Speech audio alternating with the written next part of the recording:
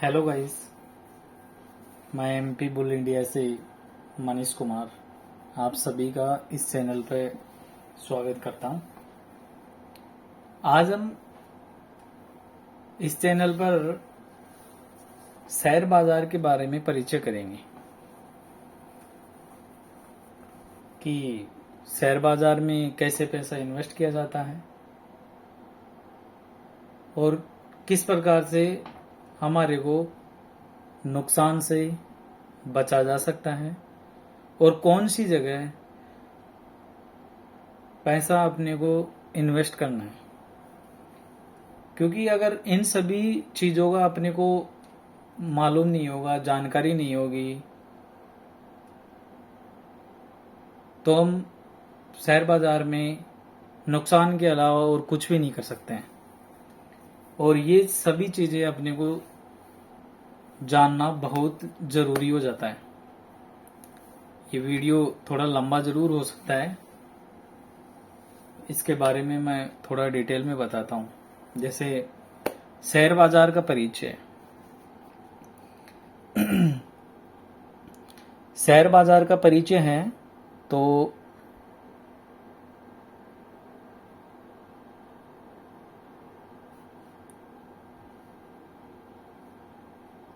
परिचय।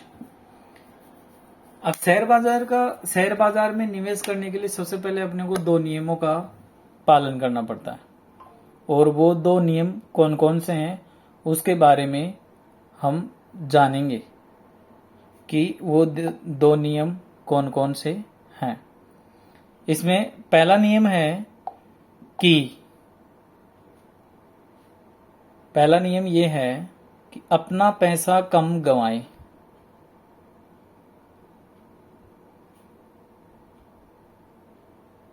अपना पैसा कम गंवाएं, पहला नियम तो ये। शेयर बाजार में निवेश करने के लिए सबसे पहला नियम ये है कि अपना पैसा कम से कम गंवाएं। कुछ भी करें, अपने टारगेट स्टॉप लॉस के अकॉर्डिंग अपना काम करें। और दूसरा नियम है इसका कि कभी भी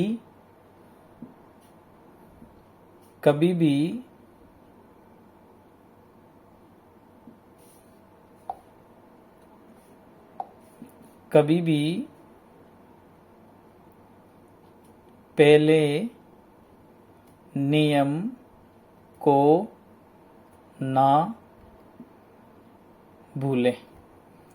दूसरा नियम यह है, पहला नियम है कि अपना पैसा कम से कम गंवाएं, और दूसरा नियम यह है कि कभी भी अपने को पहले नियम को भूलना नहीं है। पहले वाले नियम को अपने को शेयर बाजार के ये दो नियम वॉरेन बफे ने दिए थे, और उन्हीं के अकॉर्डिंग अगर हम शेयर मार्केट में निवेश करते हैं तो सबसे बड़ी लॉस से हम बच सकते हैं।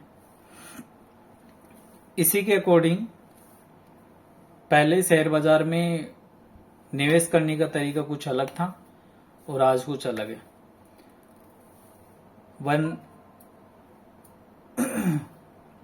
1999 से पहले शेयर बाजार में निवेश करने का तरीका भौतिक रूप से हुआ करता था, कागजी कार्रवाई होती थी सभी में। और 1999 के बाद में सब कुछ ऑनलाइन हो गया, और शेयर की क्रय विक्रय दोनों चीजें हैं जो सभी चीज डिजिटल रूप से हो गई। और उसके अंदर बहुत सारी ब्रोकर कंपनियां हैं, बहुत सारी हैं। जोरोदा है, एंजल है, जियोजीत है, शून्य है, एम स्टॉक है, बहुत सारी हैं।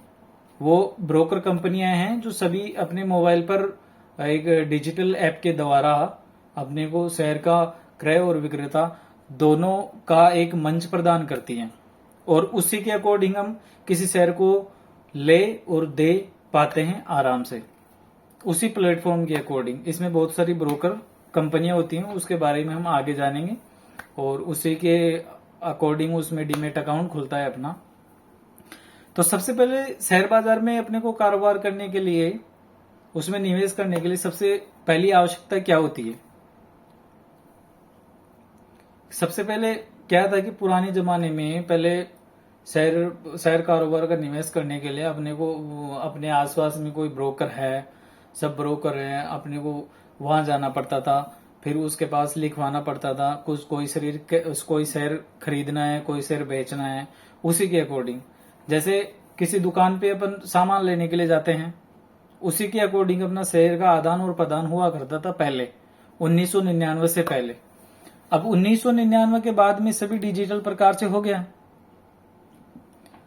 डिजिटल हो गया। उसके बाद में भी डिजिटल होने के बाद में भी कई लोग हैं जो अपना ब्रोकर कंपनी में अकाउंट न खुलवा के, मतलब ऐप डाउनलोड नहीं करते थे, अकाउंट तो खुलते ही थे, ब्रोकर कंपनी में अकाउंट नहीं खुलेंगे तो शेयर का आदान प्रदान कैसे हो पाएगा। उसी के अकॉर्डिंग डीमेट अकाउंट अपना खोलते थे, बट किसी ब्रोकर को अपना अकाउंट दे देते थे कि इस परसेंटेज पे, या कोई भी उनका बीच में रिलेशन रहता था कि उसके अकॉर्डिंग आप उनका अकाउंट संभालेंगे, तो वो अपने कॉल के ऊपर खरीदने बेचने का, ऑर्डर लगाने का सारा काम ब्रोकर को दे देते थे। उसके बाद में बहुत सारे टर्मिनल सॉफ्टवेयर भी आए, उनमें उनके थ्रू बहुत सारा प्रचलन होने लगा, और सभी ब्रोकर कंपनियों ने हैं जो डिजिटल होने के कारण, मोबाइल ऐप होने के बाद में भी उन्होंने विंडोज प्लेटफॉर्म भी लॉन्च कर दिया, और उनके आधार पर शेयरों का आदान प्रदान बहुत ही सरल तरीके से हो गया। पहले डीमेट अकाउंट में पेमेंट को सेटल होने में, अगर किसी शेयर को खरीद रहे हैं, बेच रहे हैं, तो पेमेंट को सेटल होने में 5 से 6 दिन लगता था, और आज के प्रेजेंट टाइम में उस पेमेंट को सेटल होने के लिए कम से कम 12 से 24 घंटे लगते हैं। ओनली 12 से 24 घंटे पूरे लगते हैं और अपना पेमेंट सेटल हो जाता है। उसके बाद में आता है कि शेयर कैसे खरीदे और कैसे बेचे। शेयर कैसे खरीदें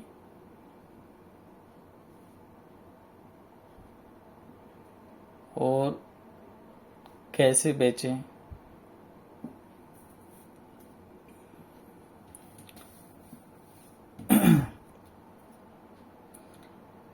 आजकल बहुत सारी बुक्स भी आ गई हैं, यूट्यूब पे बहुत सारे, जैसे मैं भी वीडियो बना रहा हूँ वैसे बहुत सारे वीडियो बन रहे हैं, अपन उनके थ्रू अपनी खुद की एनालिसिस बिना किए बिना ही वीडियो के आधार पर सब कुछ करते हैं। और आजकल टेलीग्राम पे भी बहुत सारे प्रीमियम ग्रुप पे चल रहे हैं जो पेड होते हैं। हमारा भी टेलीग्राम पे ग्रुप है, बट फ्री है, वो प्रीमियम नहीं है। तो ये वीडियो मतलब शेयर बाजार में निवेश करने के लिए जिसको कख है गहना भी नहीं आता है, उसके अकॉर्डिंग ये चालू की गई है। सबसे पहले हम ट्रेडिंग के लिए एक डीमेट अकाउंट खुलवाएंगे, और उसमें भी अपना लिमिट प्राइस पर शेयर खरीदना और मार्केट प्राइस पर शेयर खरीदना, ये सब कुछ रहता है। जैसे कि कोई भारतीय स्टेट बैंक के 100 शेयर अपने को लेने हैं 440 रुपए की प्राइस पर खरीदने के लिए ऑर्डर डालने हैं। यदि आप शेयर होल्डिंग के लिए, अगर हम शेयर होल्डिंग के लिए SBI के शेयर हैं जो खरीद रहे हैं, तो उसके लिए अकाउंट में पर्याप्त राशि होना जरूरी है। इंटरडे के लिए अगर अपन करते हैं तो उसमें अपने को मनी मार्जिन बहुत कम मिलता है। अगर देख लो कि अगर 440 शेयर खरीदने के लिए अपने को 44,000 रुपए की अगर जरूरत है, तो इंटरडे में अपने को उसके अंदर बहुत सी ब्रोकर ये कंपनियां हैं जो छूट देती हैं। कोई 60% देती हैं, कोई 70% देती हैं, बहुत सारी छूट देती है इंटरडे के लिए ओनली, और वो इंटरडे के लिए ही रहता है। इसी प्रकार दूसरा ये है कि उसमें जो प्राइस है उसमें लिमिट लगा करके, जैसे कि 440 पे चल रहा है तो 445 पे जाके मेरा ये खरीदा जाए, और ऑर्डर डाल के छोड़ देते हैं, वहां पे वो लिमिट प्राइस पे हो जाता है। और मार्केट प्राइस पे अगर करते हैं तो सीधा अपने आजकल जो डिजिटल में जो ब्रोकर कंपनियां ऐप अपने को प्रोवाइड करवा रखी हैं, उसमें लिमिट, मार्केट प्राइस, वो सब कुछ अपने को दे रखा है। और उसी के अकॉर्डिंग जो अपन ऑर्डर लगाते हैं वो प्राइस पे और मार्केट प्राइस पे वो एग्जीक्यूट हो जाता है। और हम जैसे शेयर खरीद रहे हैं या बेच रहे हैं, दोनों में मार्केट प्राइस और लिमिट में दोनों में वो चलता है। और अगर लिमिट में अपन लगाते हैं, जो लिमिट लगा रखी है उसके आसपास जब तक पॉइंट क्रॉस भी नहीं करेगा तब तक अपना ऑर्डर एग्जीक्यूट नहीं होगा। फिर उसके बाद में जैसे कोई शेयर खरीद लिए अपन, तो उसको स्थानांतरित होने में 1-2 दिन लगता है। पहले लगता था, आज नहीं लगता है इतना। तो उसे पहले T20 कहा जाता था, T+2।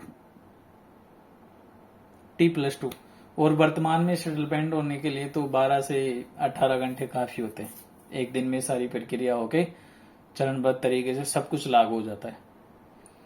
और अपना कारोबार जो रणनीति में मुनाफे की गणना हमेशा वार्षिक दर से ही करते हैं।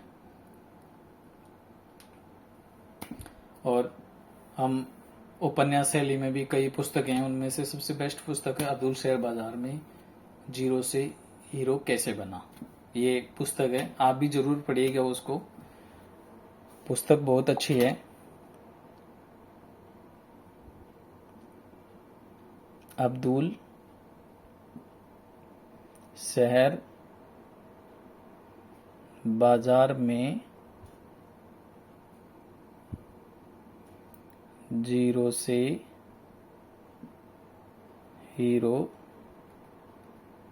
कैसे बना।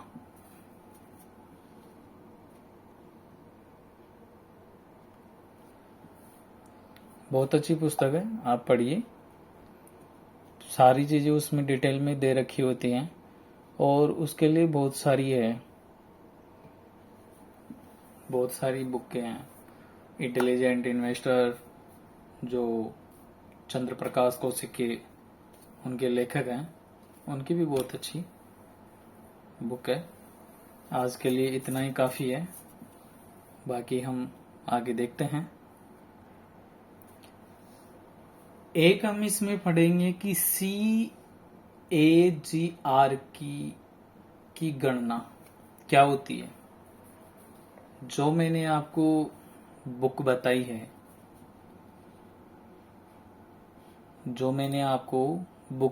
है, अब्दुल शेयर बाजार में जीरो से हीरो कैसे हुआ, उस बुक के अंदर गिसुआई है जो वो हमेशा से, जैसे किसी शेयर को 100 रुपए में खरीदता है तो उसको उसके अंदर 20% रिटर्न चाहिए जरूर से जरूर।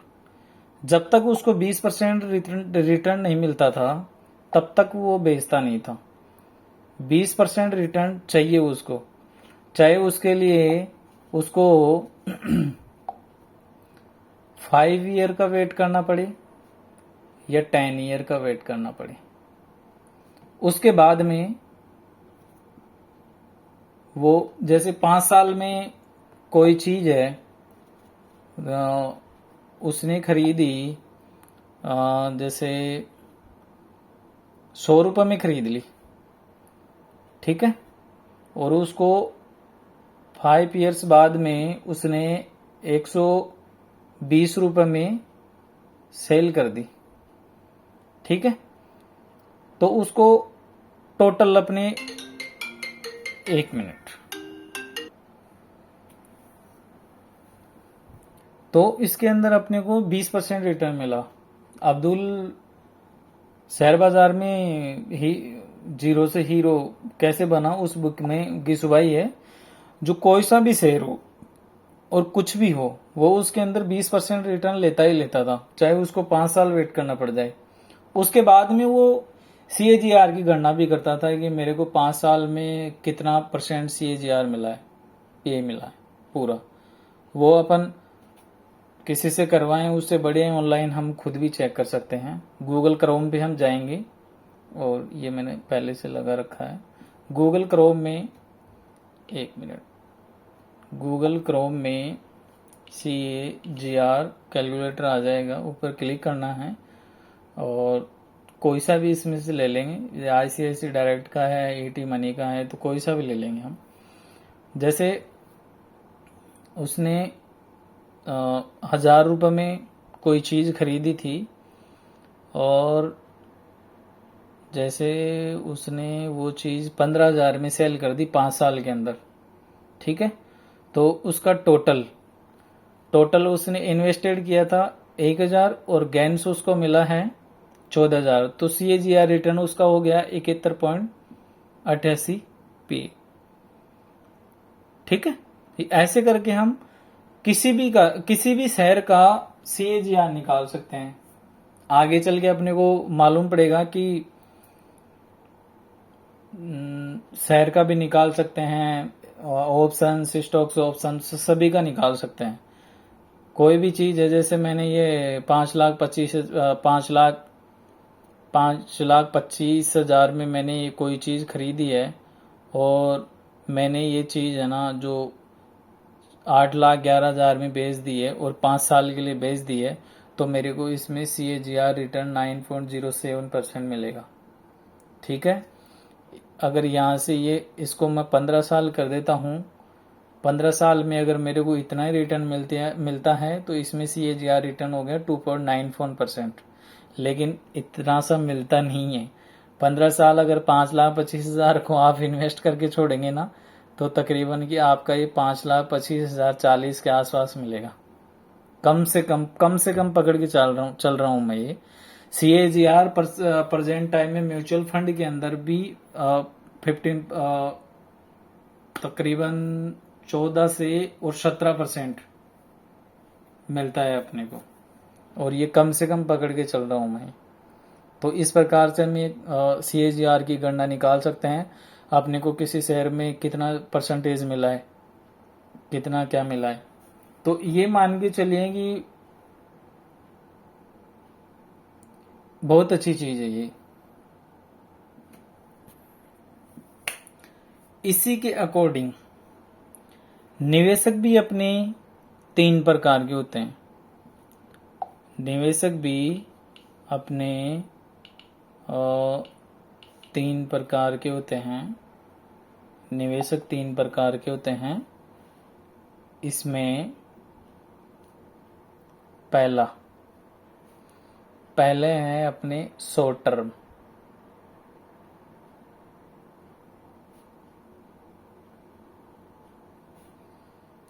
दूसरा आ जाएगा लॉन्ग टर्म,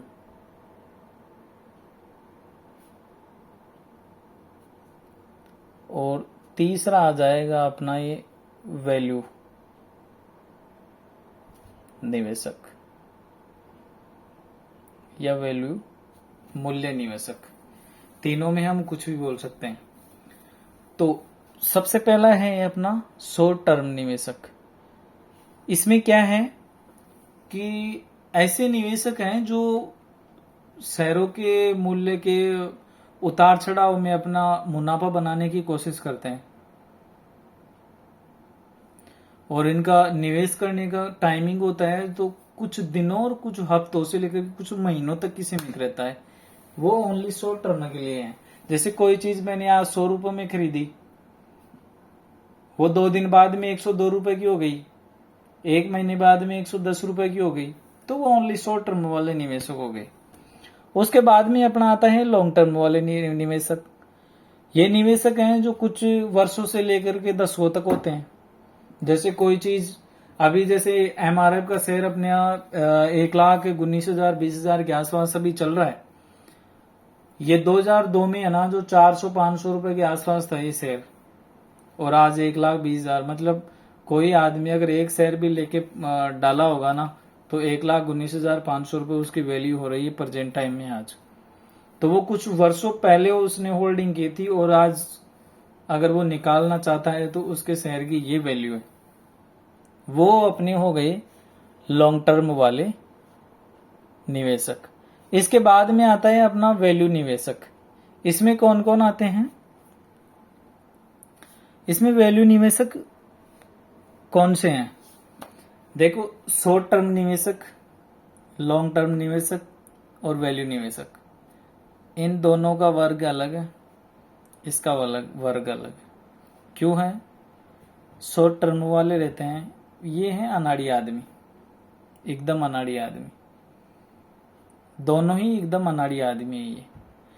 इनको पता नहीं रहता है, इन्होंने आज शेयर खरीदा, शॉर्ट टर्म वालों के लिए हफ्ते 2 दिन महीने में अगर आया प्राइस तो सेल कर दिए। लॉन्ग टर्म वाले हैं, भाई ये शेयर मैंने लेके डाल दिया, ये कब बढ़ेगा कब नहीं बढ़ेगा, जब बढ़ेगा तब बेच देंगे। सबसे बढ़िया रहते हैं वैल्यू वाले निवेशक, सबसे समझदार वर्ग के रहते हैं ये लोग।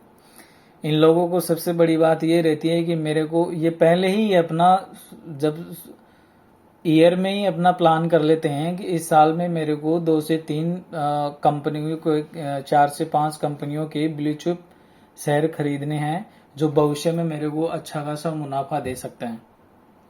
और उनके बीच में ये वैल्यू निवेशक वाले व्यक्ति हैं जो रिसर्च करते हैं, और रिसर्च करने के बाद में ही वो 4 से 5 ईयर की 4 से 5 ब्लू चिप कंपनियों के शेयर ढूंढते हैं और उनमें अपना पैसा निवेश करते हैं, और जो उनको भविष्य में मुनाफा बहुत अच्छे अवसर पर मिले, बहुत ही अच्छे अवसर पर मिले। अब मैं शेयर बाजार में जो आम लोग हैं, जो आम गलतियां कर बैठते हैं, उनसे कैसे बचा जाए।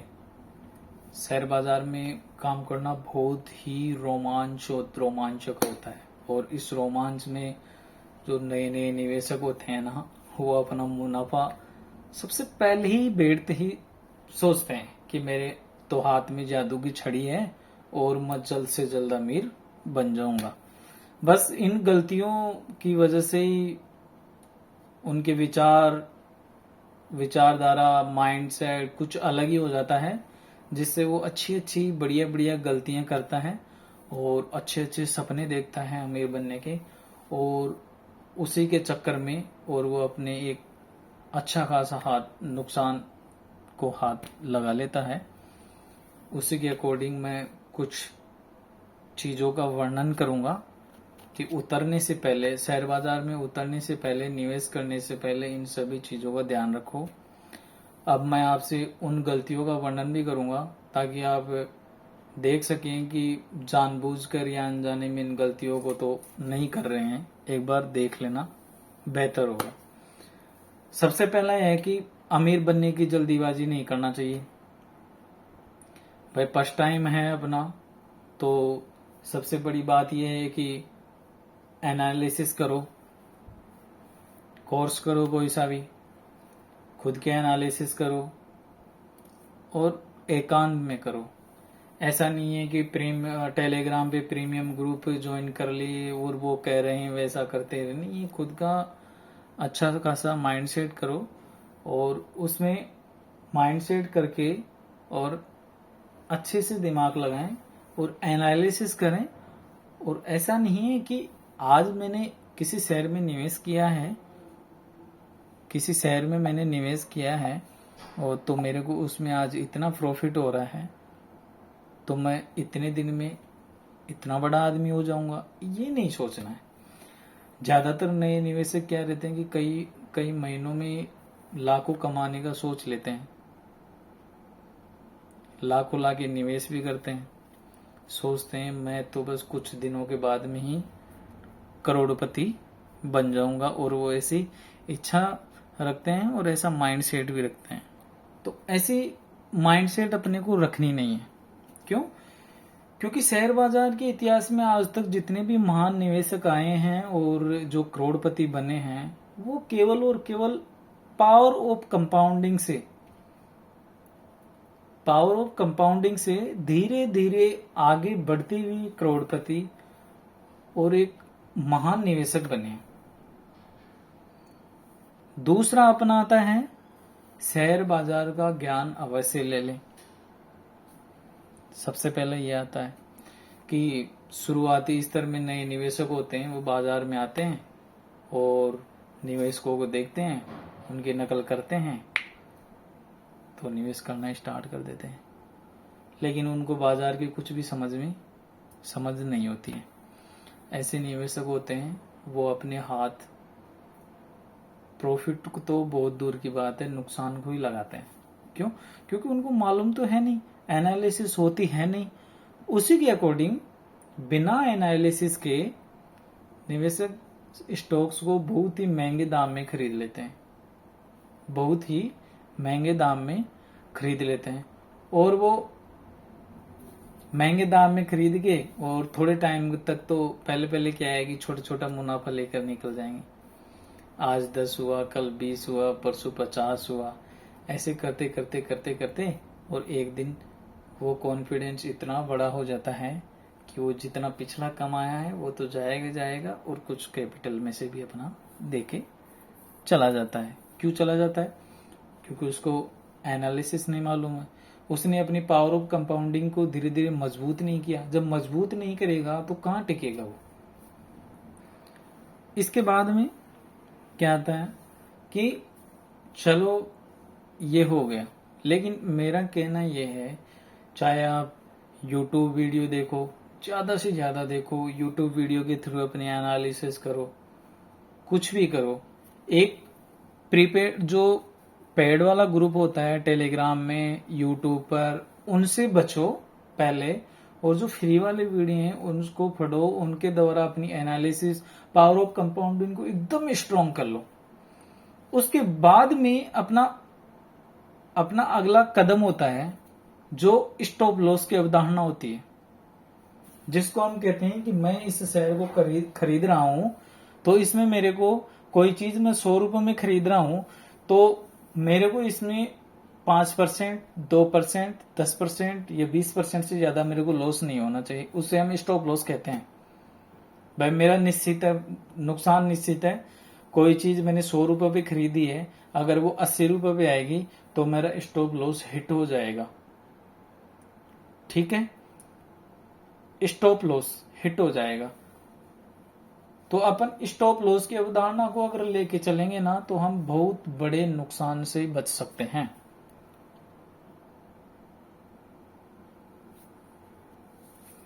और हम इस स्टॉप लॉस को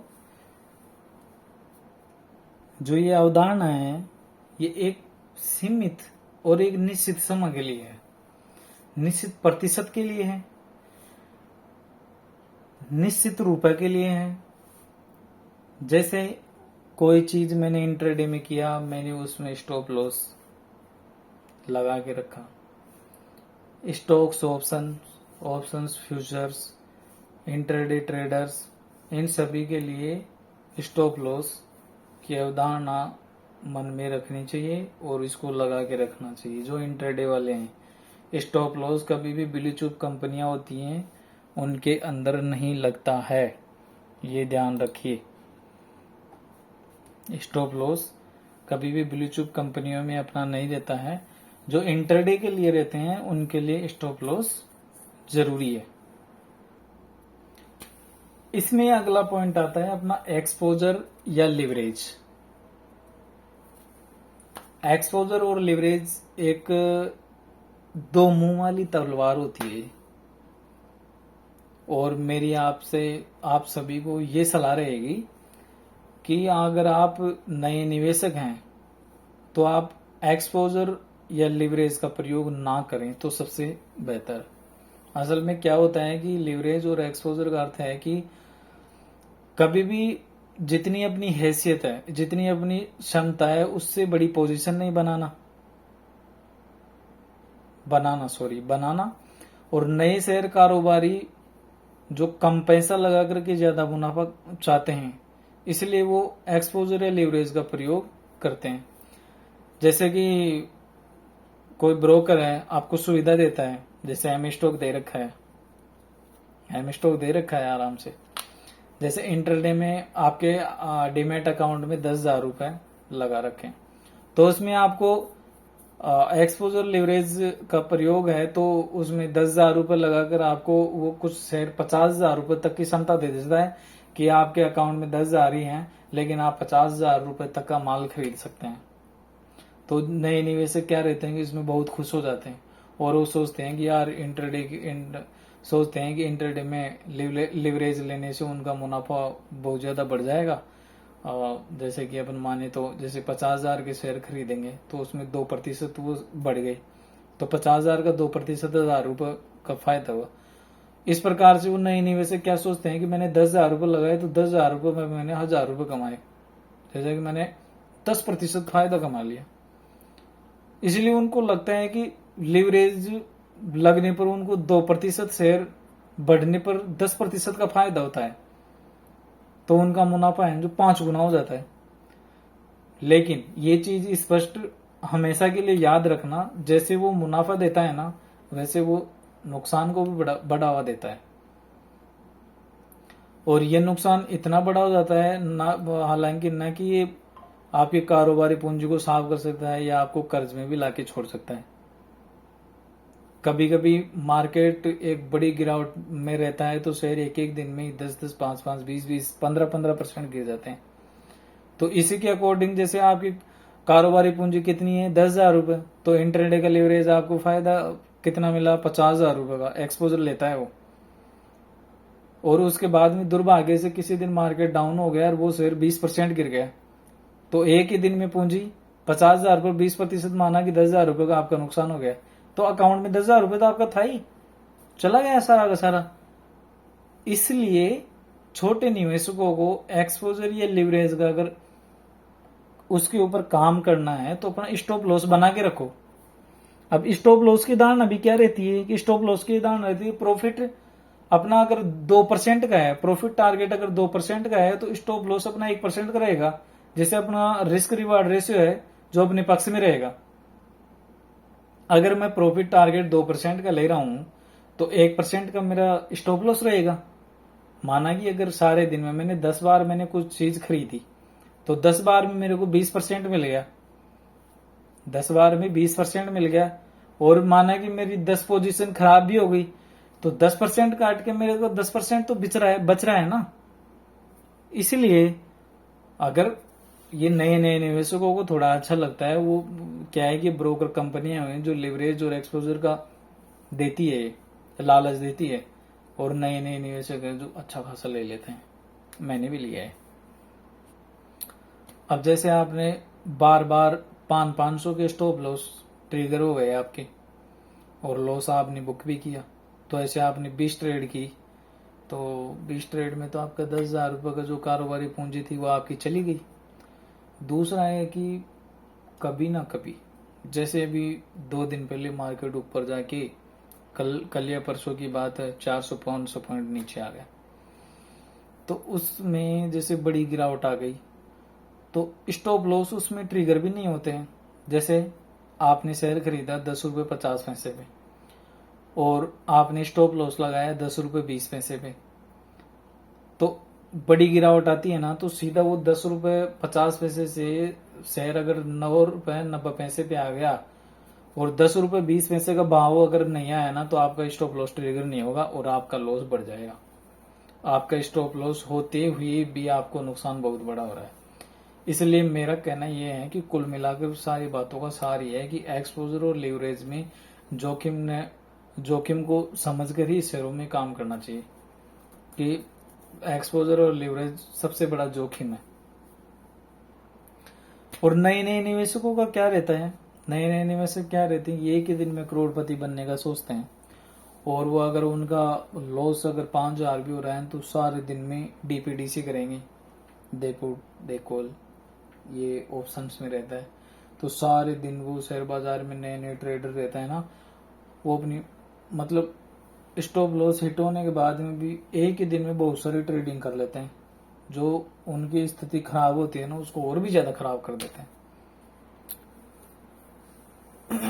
दूसरा पॉइंट ये है कि नए नए जो ट्रेडर रहते हैं, नए नए जो निवेशक रहते हैं, वो एक फंडा और अपनाते हैं एवरेजिंग का, कि इसमें शेयर जो जो गिरता है त्यों वो एवरेज करते जाते हैं और वो शेयर ऊपर आता ही नहीं। वो भी सोचता है साला गिर गया, कितना गिरेगा, एक दिन तो आएगा वापस, लेकिन फिर भी वो गिरते जाता है क्योंकि उसकी जो और पोजीशन होती है जो बड़े बड़े ट्रेडर द्वारा स्क्रीन पर दिख रही होती है, तो वो दिन के आखिरी में वो एक लंबे चौड़े नुकसान में गिर जाता है।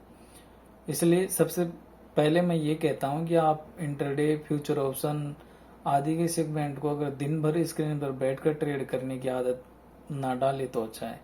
यदि आप फुल टाइम व्यापारी हैं और सेगमेंट में ट्रेड करना ही चाहते हैं तो आपके दिमाग में विशिष्ट लक्ष्य होना जरूरी है कि मेरे को किस प्राइस पर पे तो प्रवेश करना है और किस प्राइस पर मेरे को बाहर निकलना है। साथ में एक चीज का लक्ष्य और रहना चाहिए कि आपके पास सेगमेंट के लिए कितनी पूंजी है, आप एक पोजीशन में कितनी पूंजी लगाएंगे। अगर ट्रेड आपके पक्ष में रहता है तो आप क्या करेंगे और आपके पक्ष में नहीं रहता है तो आप क्या करेंगे, समझे। तो इस बारे में क्या है कि गणित बहुत सीधा साधा है। तो मैं सभी को एक ही बात कहता हूं कि शेयर बाजार में जितनी पूंजी लगाना चाहते हैं ना उसमें से 33% भाग दीजिए। भाई जितनी पूंजी आप लगा रहे हैं ना उसमें 33% मतलब कुल भाग दे लो, मतलब कुल पूंजी का 1/33% हिस्सा वह राशि है जो एक ट्रेड में लगानी चाहिए। अगर भाई 10,000 रुपए हैं तो उसमें 33 का भाग दे लो, ठीक है। तो उसमें जैसे मान लो कि मेरे पास 5 लाख रुपए की मेरे पास 5 लाख रुपए शेयर बाजार में राशि लगाने के लिए, और मैं कहता हूं कि 5 लाख में 33 का भाग देंगे तो 15,000 कुछ आएंगे। तो ये रकम होती है। तो मेरे को अगर ट्रेड करूंगा ना तो फर्स्ट टाइम में अगर मैं लूंगा ना तो 15,000 कुछ रुपए का ही माल एक बार में लूंगा। अगर बाजार गिरता है तो बाकी के 33% शेयर होल्ड करने पड़ जाएं तो पूंजी कम नहीं पड़ेगी अपने पास। क्यों नहीं पड़ेगी कि 15,000 कुछ रुपए का माल अपने पास ट्रेड लेने के लिए। तो आप 3.5% भी प्रॉफिट बुक कर सकते हैं यदि 503 रुपए के लगभग प्रॉफिट होता है। तो ये कम नहीं है। क्यों नहीं है कि हमने 15,000 कुछ रुपए लगाए उसमें 530 रुपए अपने को मिल रहे हैं तो 3.5% प्रॉफिट हो रहा है, तो ये कम नहीं होता है। और अगर आप 500 का प्रॉफिट 20,000 बार बुक कर लेते हैं ना तो आपका कुल प्रॉफिट 1 करोड़ रुपए हो जाता है। ये आप कैलकुलेशन कर लेना, ये कैलकुलेशन कर लेना कि अगर 500 का प्रॉफिट हम 20,000 बार बुक कर लेते हैं तो अपना पोर्टफोलियो 1 करोड़ रुपए का रहेगा, अपने डीमेट अकाउंट में 1 करोड़ रहेगा। 500 का प्रॉफिट करते हैं तो नुकसान करते हैं तो नहीं। और हमेशा ध्यान रखिए जितना भी अपना कैपिटल है ना उसका 1/33 हिस्सा ही आप फर्स्ट ट्रेड में पैसा लगाएं, बाकी का आप अपने एवरेजिंग के लिए बचा के रखें। और इंट्राडे ऑप्शंस में आप कभी भी एवरेज नहीं करेंगे। इंट्राडे फ्यूचर ऑप्शंस के लिए आप स्टॉप लॉस की अवधारणा को अपनाएंगे। उसमें आप लिवरेज एक्सपोजर का वो लालच बहुत सारा देते हैं लेकिन उनके चक्रों में पड़ना नहीं है। दूसरी बात, अपनी analysis power of compounding strong बनाओ। चाहो जितने वीडियो देखो, कुछ भी देखो, और अपनी एनालिसिस अच्छी खासी बनाओ। अभी हमारे सामने ये क्रूड ऑयल चल रहा है, ठीक है। और आप सभी, वीडियो बहुत लंबा हो गया है, आप सभी से रिक्वेस्ट है कि वीडियो को लाइक, शेयर एंड सब्सक्राइब जरूर करें। Thank you.